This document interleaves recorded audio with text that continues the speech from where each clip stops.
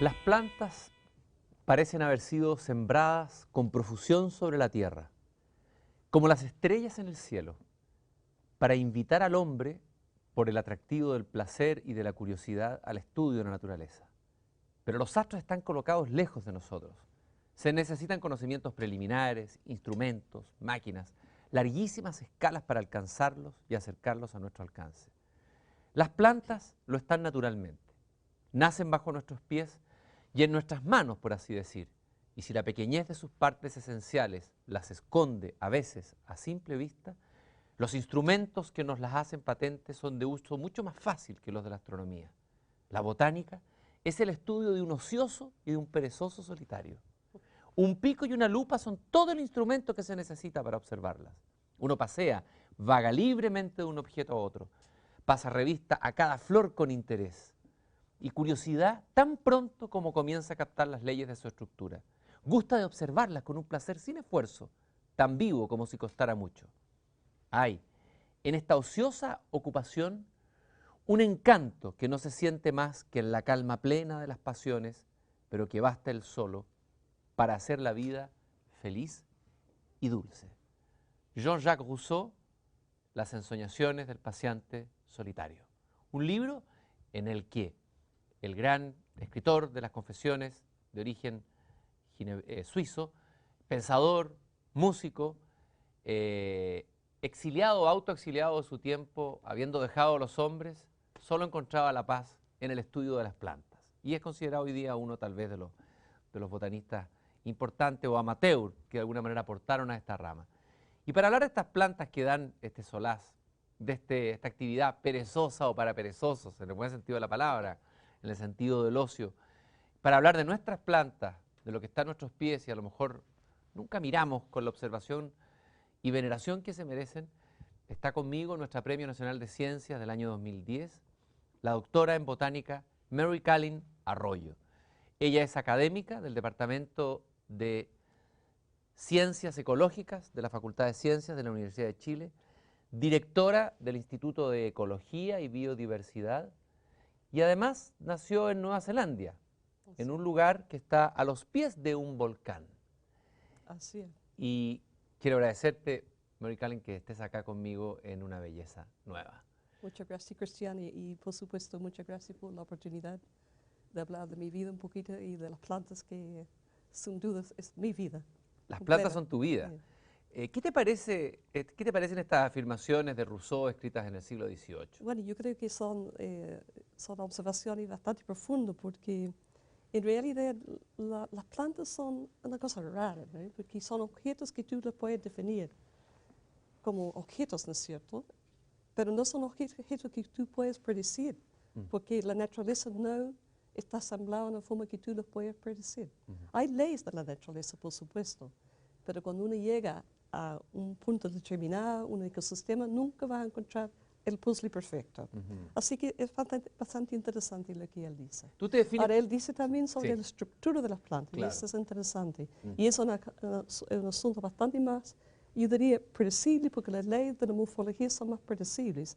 Así que hay algo muy bonito entre esa predictibilidad y la impredictibilidad que hace el puzzle una belleza total. En la predictibilidad y el misterio de las El plantas. misterio, Esas sí. plantas que están en nuestro propio jardín.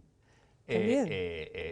Tú estudias las que están en la alta montaña, pero las que están en nuestro No, jardín. yo tengo jardín precioso, además. ¿Y Me cómo es el gusta mucho jardín de una botánica? ¿Cómo es tu jardín? desordenado. Ya. Yo diría más bien como la naturaleza, con un poco de la belleza también. Por supuesto, uno usa plantas que crecen bien en los suelos de Santiago, etcétera, etcétera, requiere mucha agua, pero yo tengo una parcela que es un poco desordenada, uno podría Ese decir. desorden es el hermoso desorden de la naturaleza Claro, misma, porque uno ¿no? ve eso, uno lo capta si le gusta, ¿no? No le gusta y que corta todo recto, ¿no es cierto?, en líneas, filas, se quiere que las cosas cuelguen un poquito, que sean más naturales.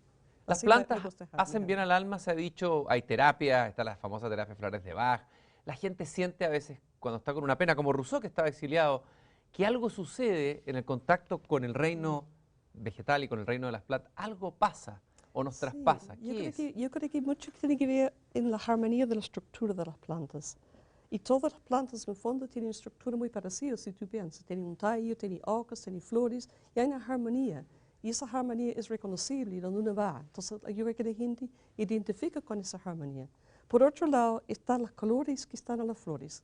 Y eso también es algo, un contraste que las personas lo identifican con la belleza, igual a sus joyas, etcétera, ¿no es cierto? Y por supuesto, todos esos colores que están allá tienen una razón biológica muy profunda, porque tiene que ver con la captación de los polinizadores, un tema en el cual yo he trabajado muchísimo, ¿no es cierto? Distintos colores, trae distintos polinizadores, por ejemplo, los aves, los picaflores, les gusta flores Eso me gustaría rojas. explicarlo un poquito, a ver, con más calma, lo de la polinización y los colores. Me parece Perfecto. interesante.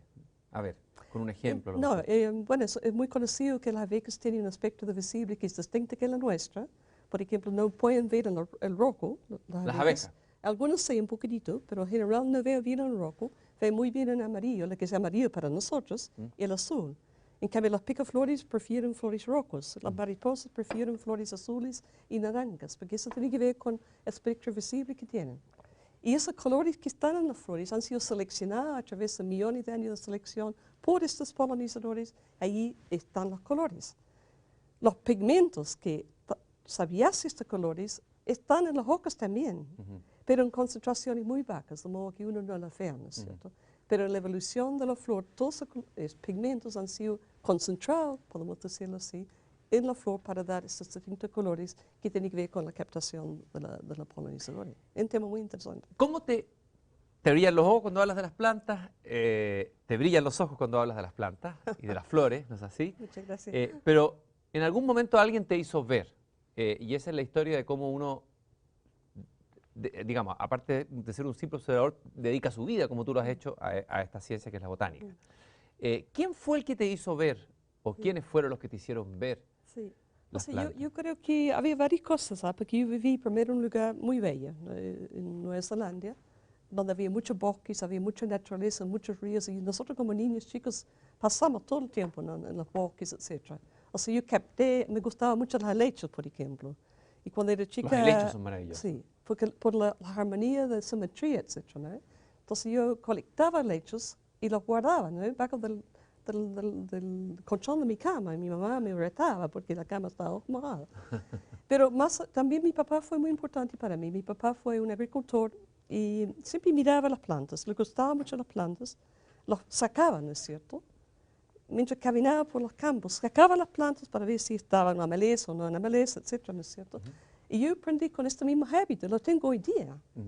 Cuando veo una planta, tengo una tendencia a sacarla y mirarla. Eso creo que lo aprendí de él.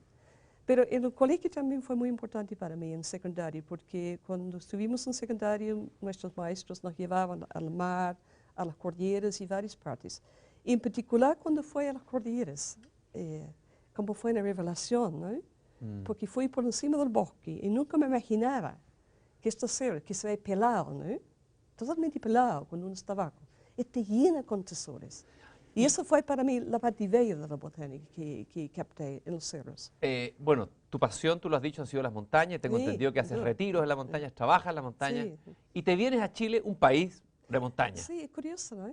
Sí, y de hecho que cuando yo era chica me gustaba mucho la geografía también. Yo me acuerdo viendo enciclopedias, etcétera, aquí en nuestra casa, la visión de los Andes. Y cuando llegué a los Andes fue como que yo lo conocía, ¿verdad? Entonces sentía Un muy déjà vu, bueno. los Andes ya Fue estaban un en tu déjà alma. vu, absoluto, sí. Tú llegas a Chile, llegas en el año 1978, ¿no es así? Y vamos a ver algunas imágenes de Mary Cullen recién llegada o partiendo en sus trabajos. Eso Ahí sí. tenemos algunas. ¿Podrías Sí. contarnos brevemente?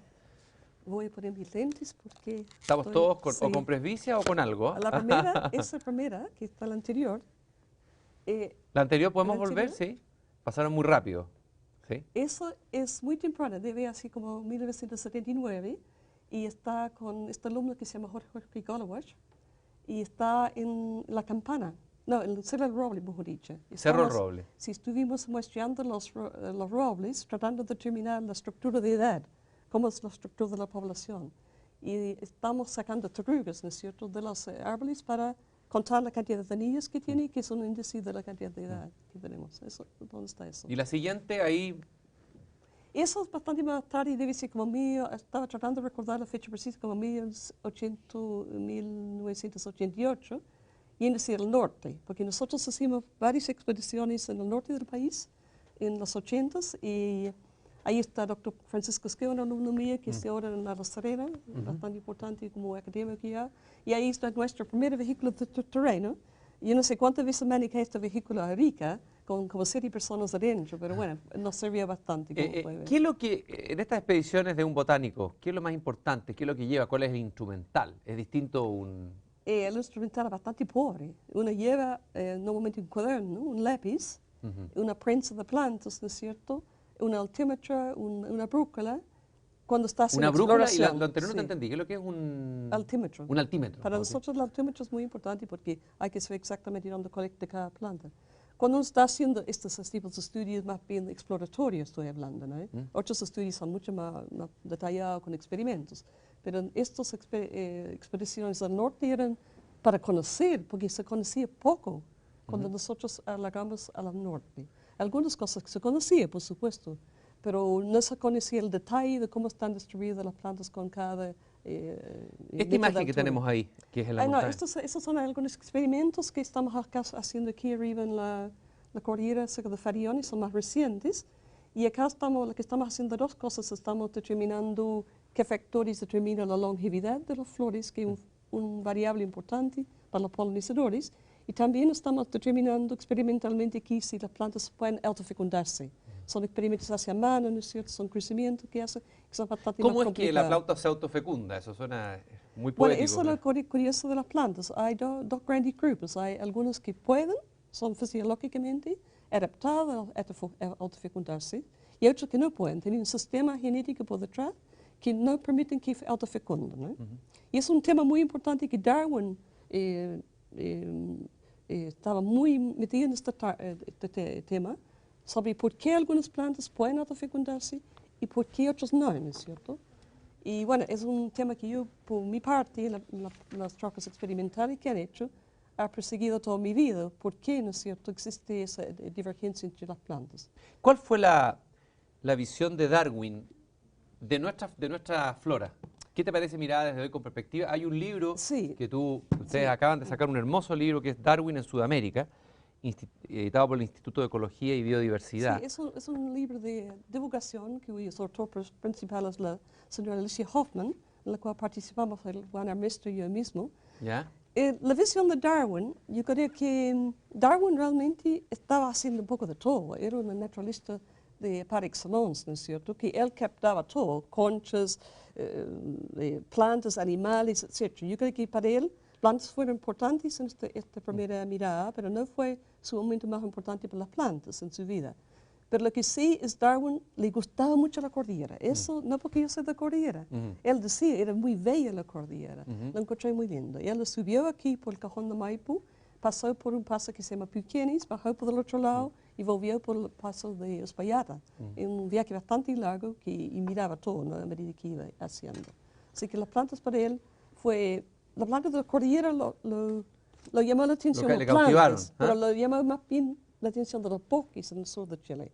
No especies particulares, pero la formación de los bosques. Bueno, los bosques, que es uno de los temas que tú has investigado, los bosques templados del sur de Chile, es inevitable recordar lo que dijera Neruda en Confieso que he vivido, cuando dice, en un mundo vertical, una nación de pájaros, una muchedumbre de hojas, un tronco podrido, qué tesoro. El que ha estado en un bosque chileno sabe que eso es así.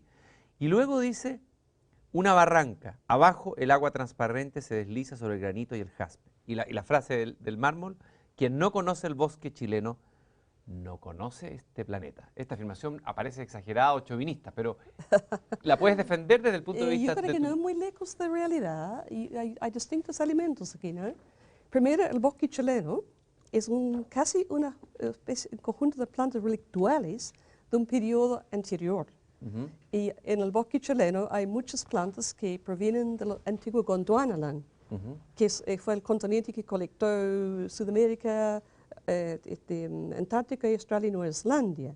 Así que lo que está en Chile hoy día es un, digamos, relicto de esto, ¿no es cierto? Pero por otra parte, como Chile es muy aislado como territorio, ¿no es cierto? Por el desierto del norte, por la Andes, por el este, también ha evolucionado plantas en el bosque chileno que son únicos. Hay muchos géneros de plantas que son endémicos, que se encuentran únicamente en el bosque chileno. De modo que esa formación de Neruda no es muy lejos de la realidad.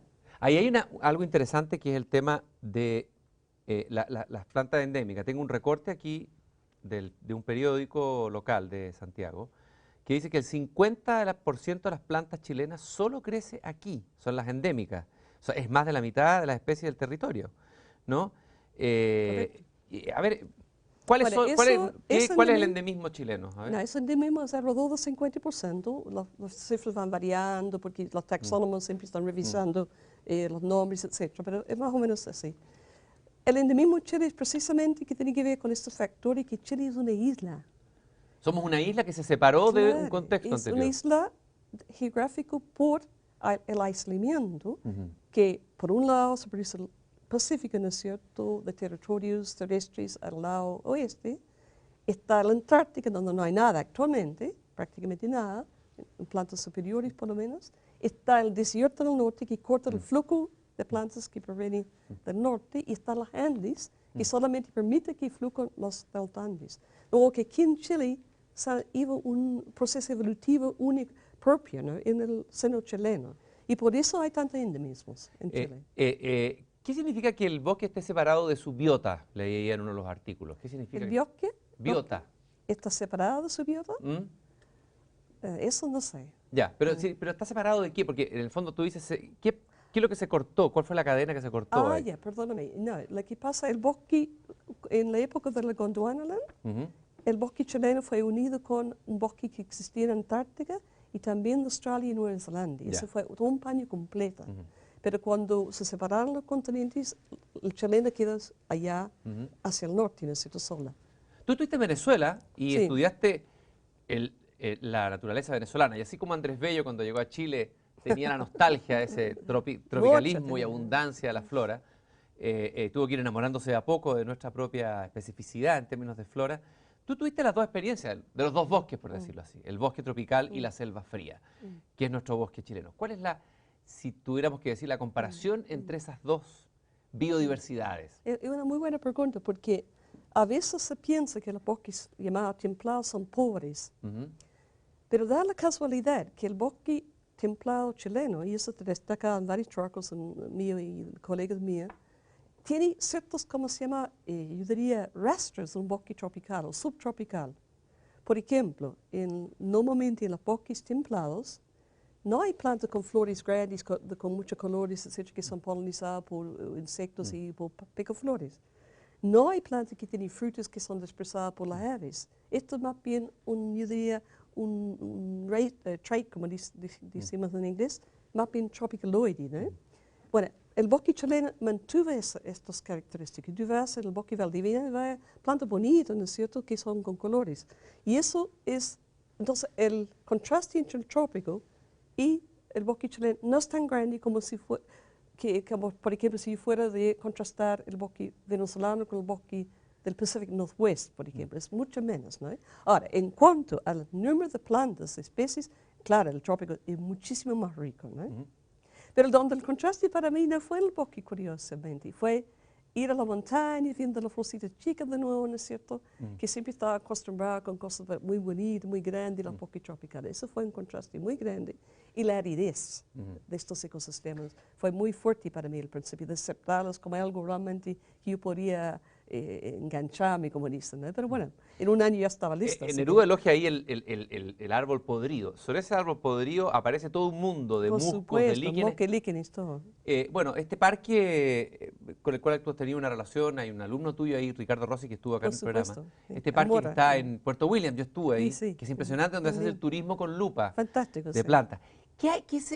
Parece que esa es una especificidad nuestra, este mundo microscópico que no vemos a primera vista, pero que es flora también. Sí, también en los bosques tropicales hay ese mundo pequeño. Lo que pasa, hay el mundo grande también. Entonces el mundo chico no es tan importante, ¿no es cierto?, como para ver los bosques. En cambio, el bosque chileno, sobre todo en el extremo sur, en los subantárticos, ¿no es cierto?, claro, no es un mundo exuberante, ¿no es cierto?, en los copos de los árboles. Esos son más bien como los bosques del hemisferio norte, precisamente, es extrema.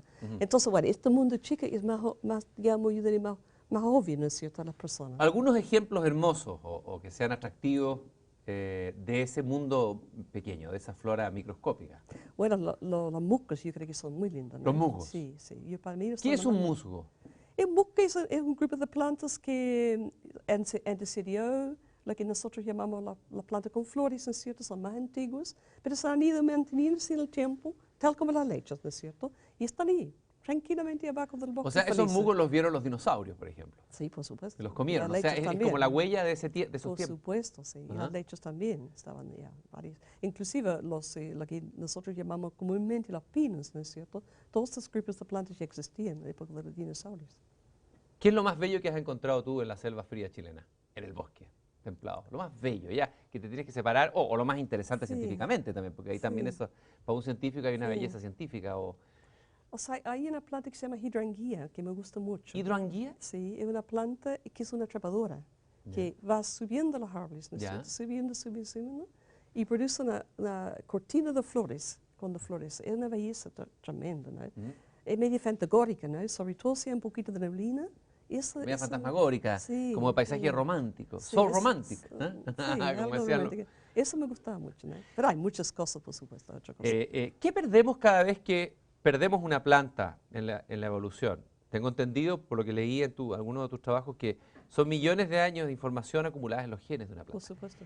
¿Qué es lo que perdemos cuando desaparece una planta? Sí. Bueno, lo que Una se flor. pierde, uno puede imaginar como un árbol, ¿no es cierto? Con un montón de ramitas, ¿no es cierto? Mm. ¿Mm? Cada vez que una saca una especie, se corta una ramita. Eso es lo que es, ¿no? No quiere decir que esta rama no puede crecer de nuevo, porque existe también, si parte de la rama está todavía, existe una posibilidad que evoluciona otra especie, ¿no es cierto?, de esta rama madre. Pero si cortamos muchas de estas ramas, por supuesto, y una rama gruesa, y eso quiere decir si sacamos todas las especies de un género, por ejemplo, si saca una rama gruesa, ya estamos afectando el árbol de la vida, sin duda, ¿no?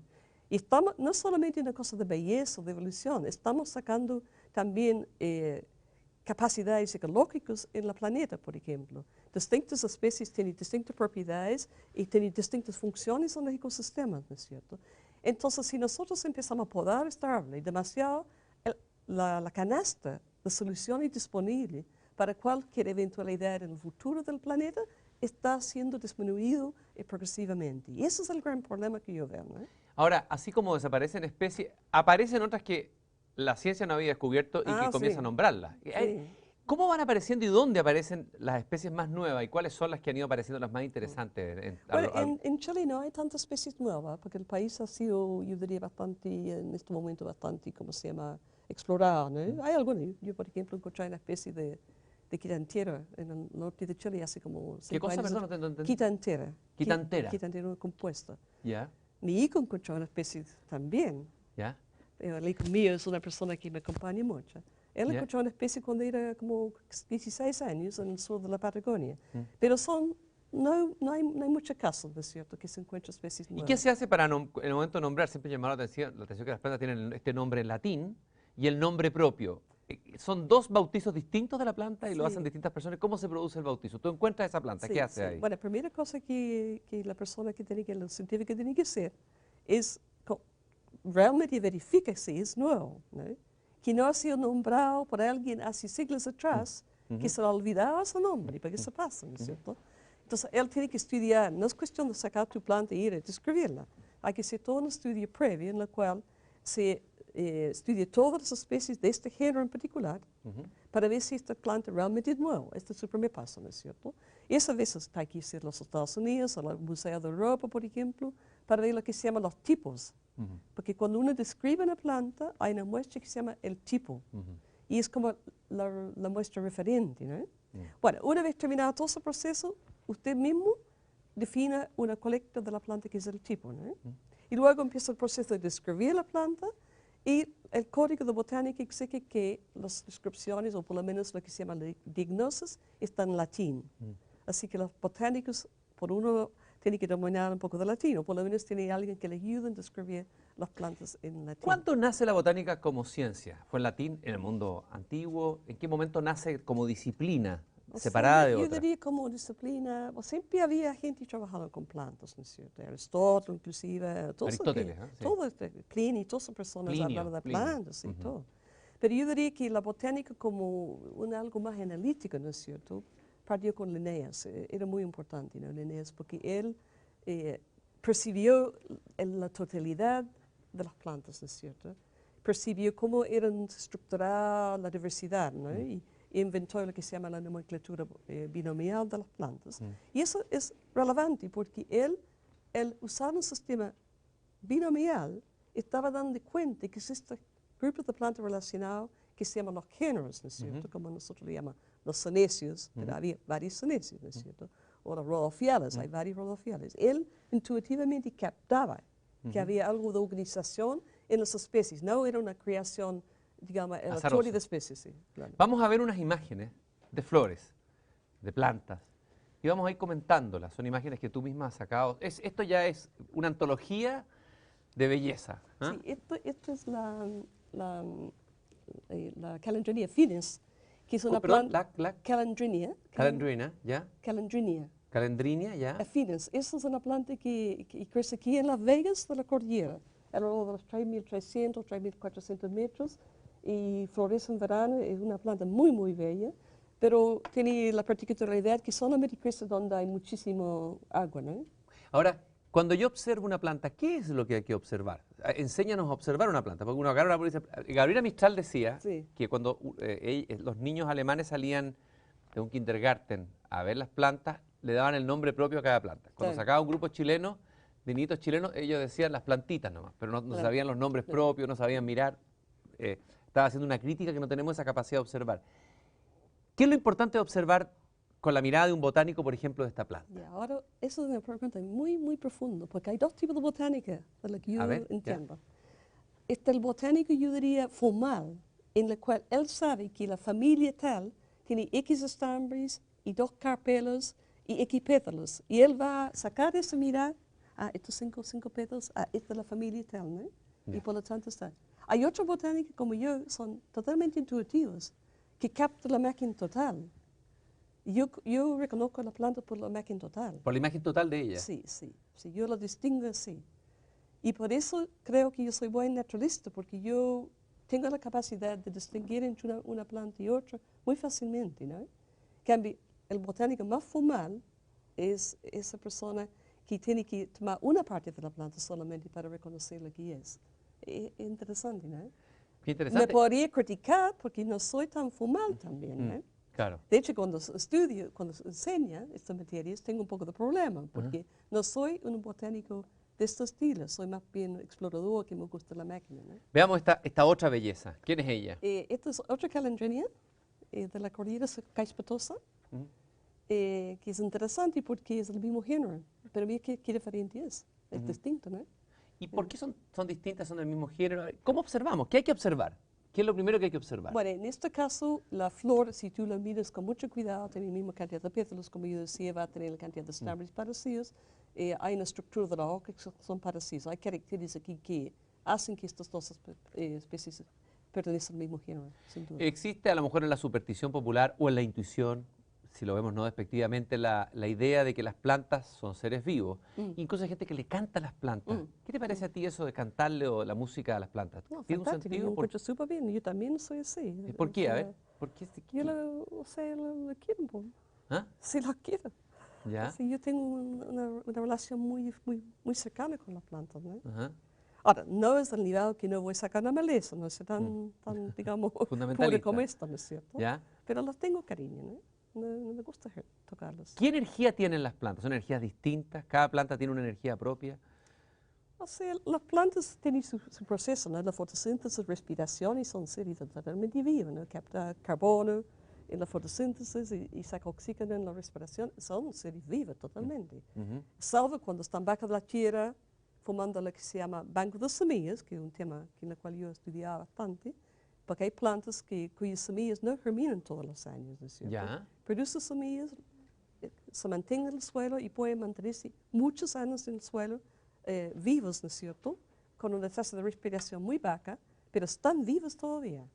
Y se han mostrado que algunas plantas, por ejemplo, las semillas pueden durar 200 años y todavía están vivos. ¿Cuánto vive una planta de estas? ¿Puede ser muy efímera? Sí, no, es muy variable. Hay plantas que viven mucho menos que un año, que están en los desiertos, por ejemplo, algunos son de 3 o 4 semanas, por ejemplo, y hay plantas que viven 2 o 3 mil años, como las alerces, por ejemplo. Es muy variable.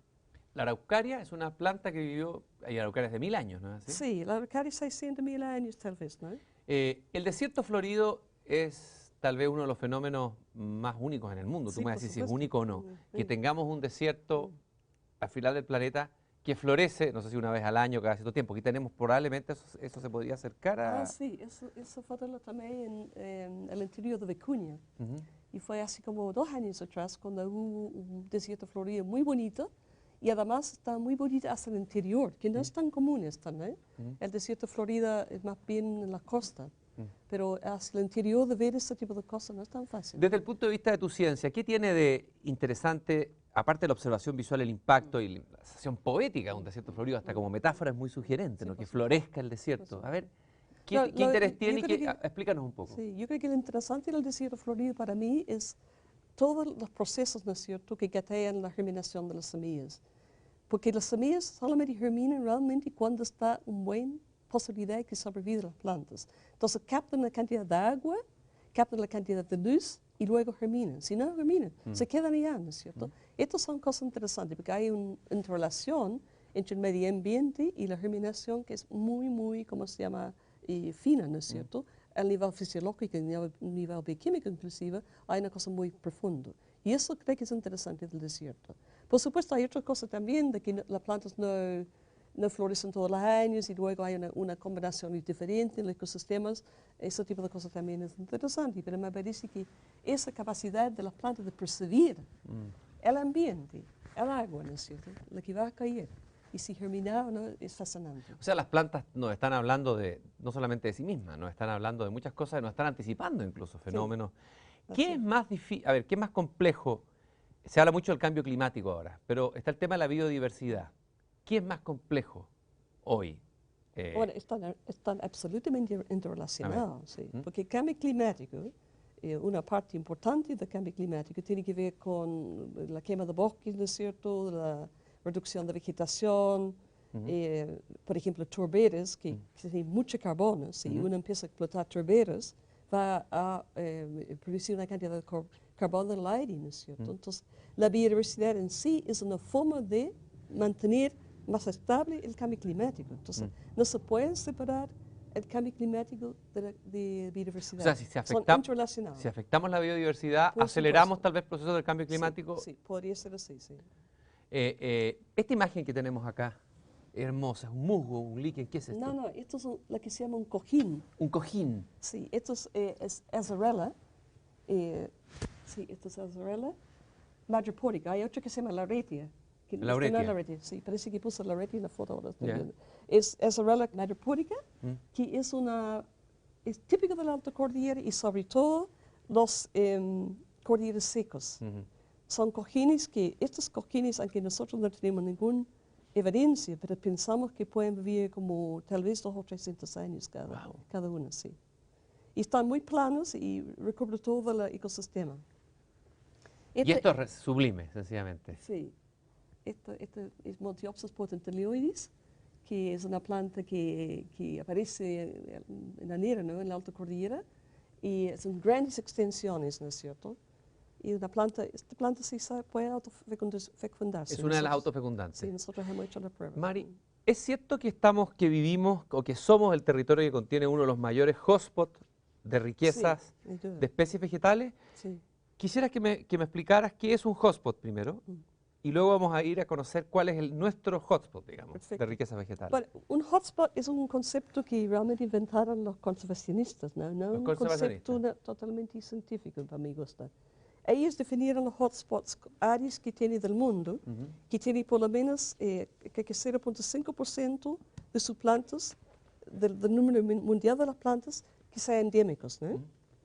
Y bueno, Chile Central, que es un hotspot, ¿no es cierto?, de la biodiversidad, reúne esta característica. Tiene 1.600 especies endémicas que corren en un área que corre desde más o menos la región número 9, el Viejo Nuevo, hasta pasando por la cuarta región, parte de la tercera y la costa hasta como Tocopilla, más o menos. Quiero entender bien, el hotspot en el fondo es qué, es una especie de Un lugar de concentración. un lugar de concentración de Claro. biodiversidad. Exacto. Sí, Ya. sí. Un lugar de ¿Cuántos concentración. hotspots hay en el mundo? Hay 25 Y hotspots. tenemos sí. nosotros uno, somos uno. En realidad tenemos dos.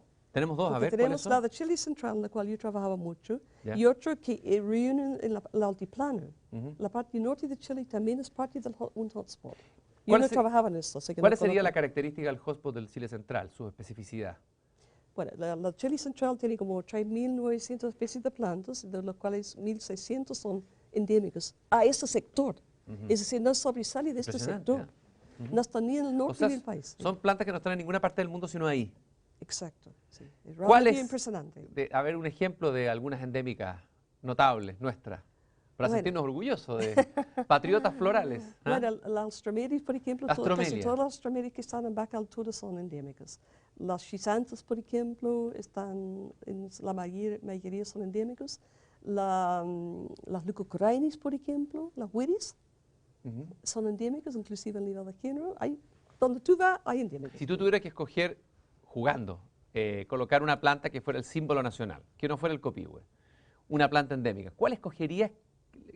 Una planta, una flor que resumiera lo esencial de Chile. Interesante porque tú eres chilena de No, adopción, sí, chilena de sí, adopción, ha ganado un Mm, premio nacional, eso también es un caso interesantísimo. Una buena pregunta.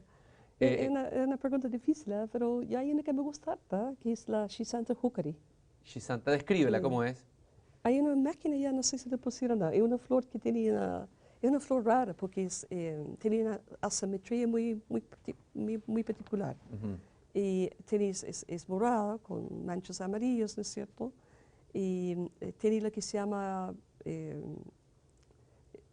presentación de polen explosiva. Ujú. Una vez que tiene que entrar y, ¿cómo se llama? Tocarla para que el polen se dispersa. Ujú. Entonces tiene cosas de las chilenas, ¿no? A ver. La picardía, La picardía, sí, ya. la combinación de belleza, ¿no es cierto? Ajá. Un poco de que no es exactamente totalmente simétrica, ¿no es Ajá. cierto?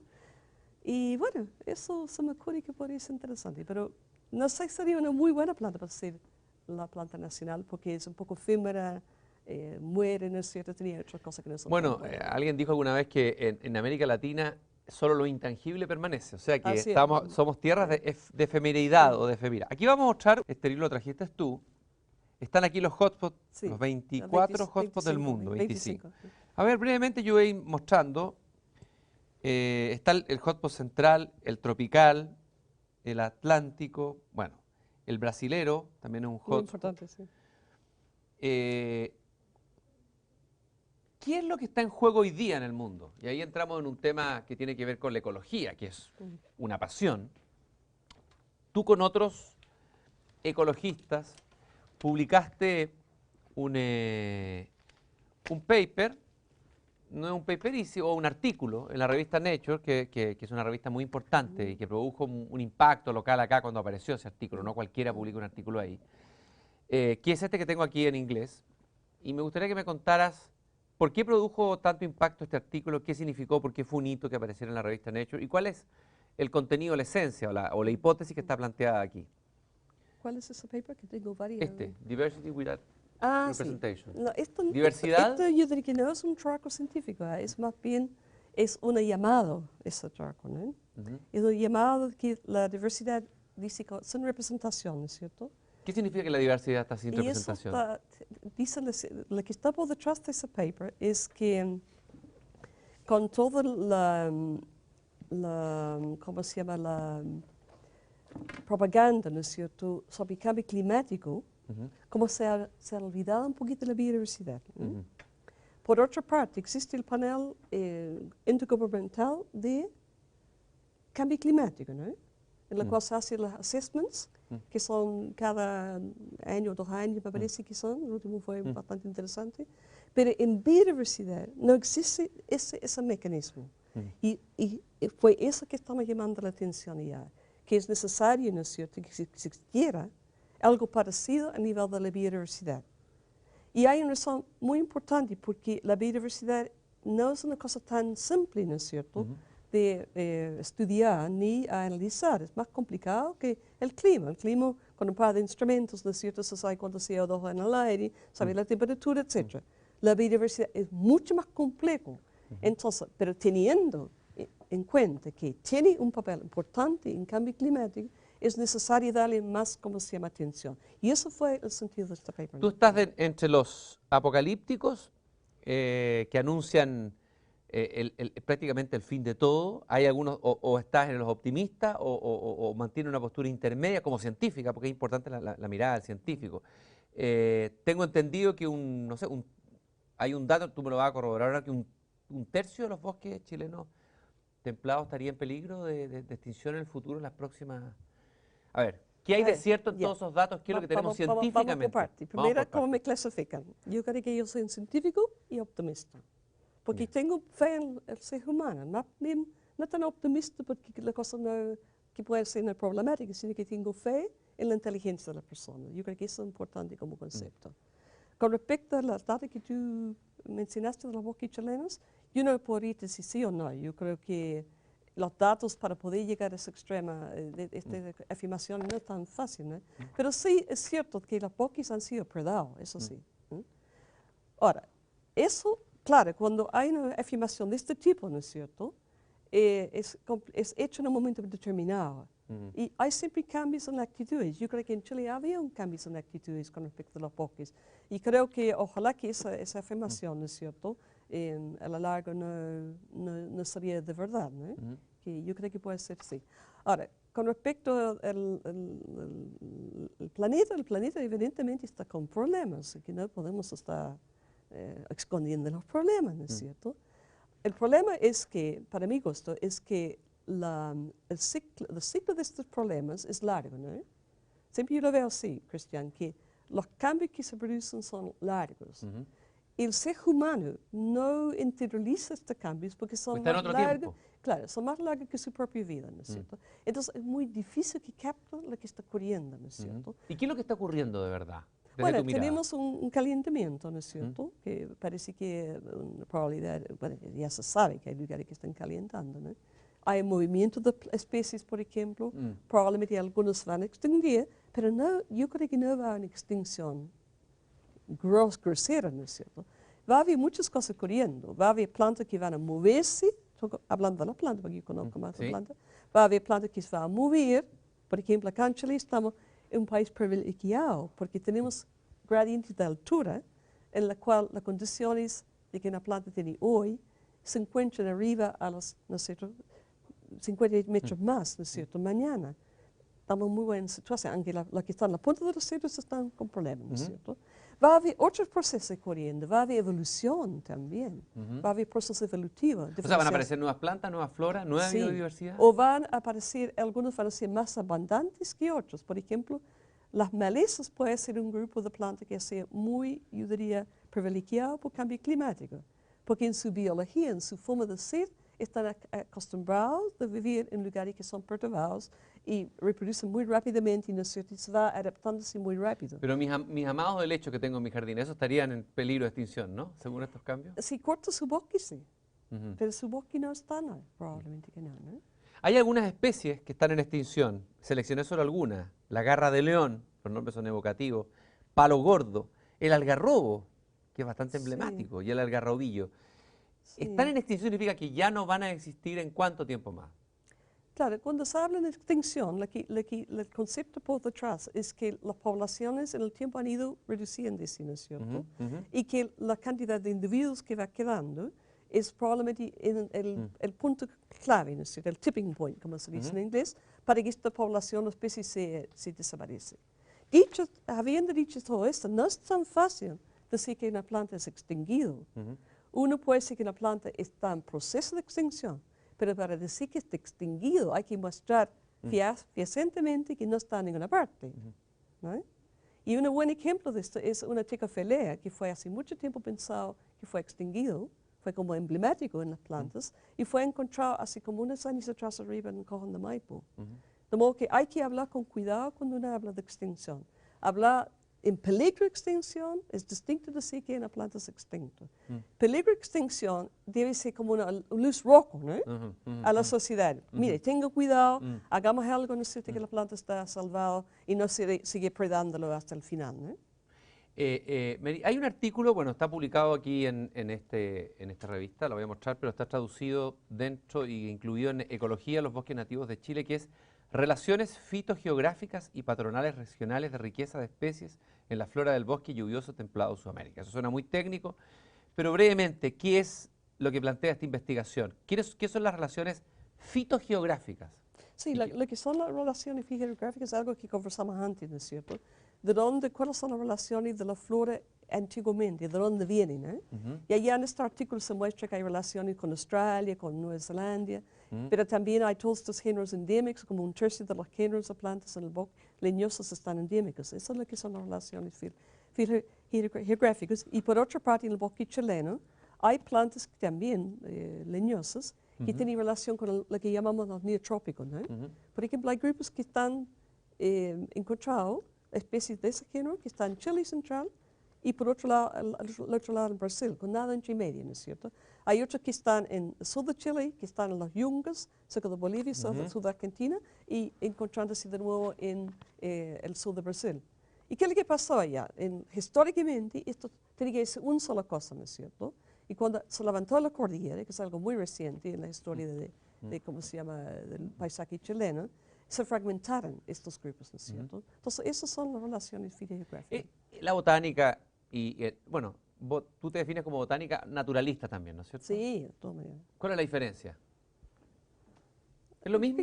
Sí, o sea, hay personas que lo hacen sinónimo, ¿no es cierto? Yo creo que la naturalista parte de otra premisa, ¿no? La naturalista parte de la premisa de observar en forma muy, yo diría, holística, como completo el sistema, ¿no es cierto? En cambio, el científico más reduccionista parte con una hipótesis y trata de buscar, ¿no es cierto?, un sistema para poner a prueba esta hipótesis. Yo también hago eso, por supuesto, ¿verdad? Tú a veces eres naturalista y a veces eres botánica. Sí, ¿Ah? yo creo que sí. Ahora, espero que sí, espero que sí. ¿te sientes entroncado con alguna tradición de naturalistas chilenos? Pienso en un, no sé, personaje como Ignacio Domeyko, un Armando Filippi. Claudio ¿Qué Gay. historia, Claudio Gay, ¿qué historia hay de y todos muchos inmigrantes, oye, gente que vino de No, afuera? es una casualidad. ¿Es una casualidad solamente? ¿O es que nosotros los chilenos no tenemos la capacidad de cuidar, respetar y llamar la maravilla que tenemos? No, sí tienen. Sí. Ya. Yo creo que, mira, yo he pensado mucho No en nos este tiren tema muchas porque flores, no nos tiren muchas flores. Sí, no. Me he preguntado varias veces esto. Y yo creo que en cada sociedad hay una serie de dones, ¿no? La forma de ser. En mi sociedad en Nueva Zelanda somos amantes de la naturaleza, eso no hay ninguna duda, ¿no es cierto? Nosotros pasamos por los bosques sin zapatos porque nos gustan tanto los bosques, ¿no? Nos criamos en el ecosistema, ¿no es cierto? Pero creo que no tenemos la riqueza de la familia chilena. Hay cosas que tiene esta sociedad que no tiene la sociedad neozelandesa, ¿te fijas? Entonces, yo creo que en cada sociedad se va desarrollando dones o formas de ser que son distintos, ¿no es cierto? Entonces, ahí creo que la sociedad chilena está cambiando radicalmente, ¿no? Y rápidamente. Y yo veo, por lo menos en la generación de los jóvenes, muchas personas que son muy fuertemente amantes de la naturaleza y también muy buenos científicos. Yo creo que eso está cambiando. Por otra parte, Chile es un país geográficamente difícil. No es fácil acceder a estos lugares, ¿no es cierto? Primero, las personas, yo diría en el grupo 20 años, muchas veces los alumnos, por ejemplo, no manejaban. Entonces había ciertas limitaciones de acceder a la naturaleza también. Hoy día creo que está cambiando, ¿no? Yo creo que las personas están rápidamente dándose cuenta del tesoro que tienen acá, porque eso es un tesoro, ¿no? Eso está allí. Así que yo creo que es un poco de esto, ¿no es cierto? No que somos menos, no más, ni más. Es nada más que la forma en la cual se ha ido evolucionando la sociedad chilena. Leí por ahí que tú hablas de que, no sé si tú u otro de los articulistas que leí, de perder el tejido de la vida. ¿Te parece a ti que la metáfora del tejido es la que corresponde a esto de lo que estamos hablando en términos de la flora? ¿Es un tejido? Yo creo que sí, ¿Es un la sistema o es un biodiversidad tejido? yo lo veo como una especie de cobilla, ¿no? Sobre ¿De qué? Cobilla, un mental o una frazada. Una frazada. Que mantenga la biosfera andando, ¿no es cierto? Intacto, ¿no es cierto? Por eso yo hablo de los tejidos un poquito, ¿no? Es como que algo que está amarrándose y desparramándose y manteniendo todo en orden, ¿no es cierto? Como completo. Y la biodiversidad es así, porque sin biodiversidad no hay atmósfera, no hay nada prácticamente, ¿no es cierto? Entonces hay que darse cuenta, es bastante importante para el ser humano también, no solamente para la biodiversidad en sí. Vamos a ver tal vez las últimas imágenes que nos quedaron rezagadas de flores y montañas, las últimas que tengamos para solazarnos. Por ejemplo, esta imagen te debe fascinar. Cuéntanos, porque tú Sí, eres de la montaña. esta máquina no es de Chile, y eso está en el Cerro del Calchaquís, en Argentina. ¿Ya? Porque una cosa, cuando los botánicos empiezan a estudiar un grupo determinado de plantas, tienen que recorrer su distribución completa. Y bueno, yo fui aquí con 2 o 3 personas y subimos estos cerros en la Calchaquís, pero lo que me llamó la atención es el contraste, ¿no? Con los cerros chilenos, que es mucho más húmedo, más verde, ¿no es cierto? El clima es más difícil. El día que bajamos aquí casi nos perdimos completa, porque la neblina entró, estamos caminando como 2 horas perdidas allá abajo, llegamos finalmente, pero son cerros, parte de la, yo diría, de la gerencia de América Latina. Quiero destacar aquí la América Latina, muy rico en todo, ¿no? No solamente Chile. Bueno, montaña. Bueno, eso es la montaña con una Avancemos, mira de veamos. arriba, ¿no? Sí. Y eso, este es volcán Parinacota, el interior de Arica, donde nosotros trabajamos con la flora en los 70s, principio de los 80s. Es Y- un lugar muy bello, ¿no? Tú has estudiado la flora amenazada también en la región de Atacama, ¿no es cierto? Yo no directamente, con un colega mío que se llama Francisco Skill. Ya. En este desierto, en estos lugares tan áridos, aparecen estos milagros. ¿Qué son? Hay flora. Por supuesto, te llena. Ujú.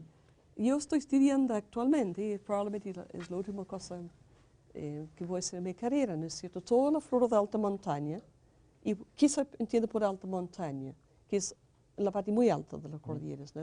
Aquí en esta latitud sería sobre los 2.000 metros, más al norte sobre los 3.000 metros, y va subiendo, ¿no? Y yo estoy estudiando la flora desde Tierra del Fuego hasta Venezuela. Y en esa flora, arriba en estos cerros, que se ve pelados, ¿no es cierto? Hay más plantas que en todo Chile. Ujú. Hay como 6.700 especies de plantas en la lista, en la primera lista que tengo. Es extraordinariamente rica. Ahora, ¿por qué no se ve tanto? Porque son muy chiquititas. Tienen una forma, tienen una morfología más achaparada, ¿no es cierto? Más pequeñas, hay que tener buen ojo de verla, por supuesto. Eliot decía que lo esencial de toda exploración es volver al propio jardín y ver las cosas por primera vez. Para Claro. cerrar, ¿qué consejos darías tú a quien tenga un jardín o esté cerca de un jardín? O no lo tenga, pero un lugar donde hayan plantas. ¿Por dónde partir en la formación de alguien observante, un niño? ¿Cómo educar? ¿Y qué hay que educar Mm. en el mirar Sí. este entorno riquísimo de Sí. nuestra propia biodiversidad y nuestra flora? Yo le expliqué a usted, Cristian, que yo partí más bien con una mirada de belleza, ¿no es cierto? Y luego de curiosidad científica. Me parece que es muy importante que la curiosidad científica se desarrolle, ¿no? Para ver todo esto. Porque una vez que los alumnos tienen una pregunta, yo creo que mirar va a ser una cosa natural, ¿no? Es casi como natural. Y que hoy día no estamos en la época de los grandes exploradores, ¿no es cierto? Estamos más bien en la época de análisis y de mirar y de simultáneamente. De modo que creo que es importante que en los colegios se enseñe cómo preguntar. Y eso requiere un trasfondo sobre la ecología, de la evolución, que tenga un contacto. Me parece que el contacto es importante. Y creo que hay algo que quiero decir. Hoy día, si uno va al internet, se encuentran, ¿no es cierto?, muchas de estas plantas en el internet. Pero no es lo mismo de caminar, ¿no? No es lo mismo. Hay que mojarse los zapatos, ¿no es cierto? Hay que transpirar un poquito, hay que tomar sol, ¿no es cierto? Porque es todo el entorno que realmente es importante. Yo creo que ahí en Chile me parece que falta un poquito. Necesitamos llevar a los niños más a terreno. Más, porque Bueno, creo estamos que es viviendo una fundamental. cultura muy sedentaria, pegados al Así es. computador, pegados en el auto, no caminamos ni siquiera en nuestros propios barrios. Sí. Yo Y tengo bicicleta. Entonces, bicicleta, y me recuerdo a personajes que caminaron, como Hermann Hesse, un gran vagabundo, como Rousseau, que se lo caminó todo. Darwin caminaba todo el tiempo. Nos falta caminar más para que aparezcan nuevos Darwin y Absolutamente. nuevos Rousseau, ¿no? Si uno mira todas estas variables, ¿no es cierto? Es muy saludable. además. La invitación entonces a caminar, y yo quiero terminar regalándote unos versos Y de... bicicleta me parece importante. Loa A la mí me bicicleta. gusta la bicicleta, porque ya que tengo casi 66 años, tengo que tratar de hacer una vida más normal, ¿no? Podemos decir. Entonces, empecé a hacer bicicleta en Santiago. Me encanta, fíjate. Yo voy desde La Reina hasta Providencia y de vuelta son como 20 kilómetros, casi todo el fin de semana. Y empecé a apreciar la ciudad. Estoy mirando la arquitectura, encuentro bellísimo, fíjate. Entonces, ¿Te estás reenamorando sí, de Santiago? sí. Entonces creo también la bicicleta es importante. Quisiera terminar regalándote unos versos de Violeta Parra, donde nombra plantas y flores. Yo te preguntaba al comienzo cómo estas flores, digamos, no solamente despiertan la curiosidad científica, sino que también hacen bien al alma. Para mi tristeza, violeta azul. Clavelina roja, para mi pasión. Y para saber si me correspondes, deshojo un blanco manzanillón. Muchas gracias. Muchas gracias, Cristian, por la oportunidad de Muchas gracias conversar por tu... sobre mis amores. tus amores y pasiones. Muchas gracias. Gracias, María.